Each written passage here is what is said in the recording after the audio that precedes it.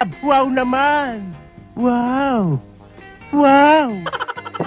What's up mga idol? Dito na naman tayo sa ating hanap mga idol.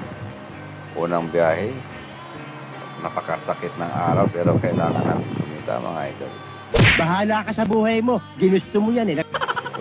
Ito tayo mga idol. Dumating na po tayo sa ating pick up location.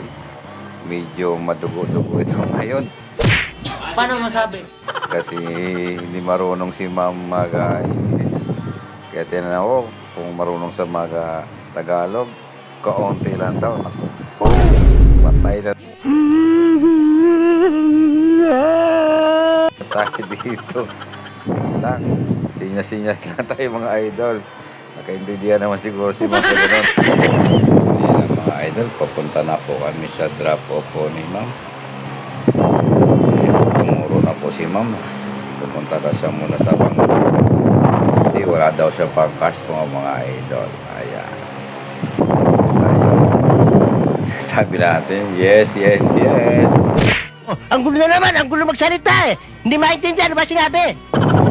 Yan lang po ang alam po natin. Natatawa talaga ako pag yan sakay ko mga idol. Pipilipin ko nila po natin yung mga idol. Ayan. Ayun mga idol, hindi natin na-videohan yung pag-pick up na mga booking. Na-drop na po natin agad to mga idol. Ayun, thank you po ma'am. At binigyan na po natin siya ng stay.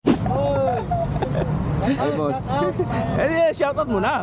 Shoutout sa mga kabataan dyan. Manong ulam. Live pa naman yan. Ha? Nakalive. Basta tol. Ayun lang. Hindi man ako nakikita eh. Ha? Hindi ako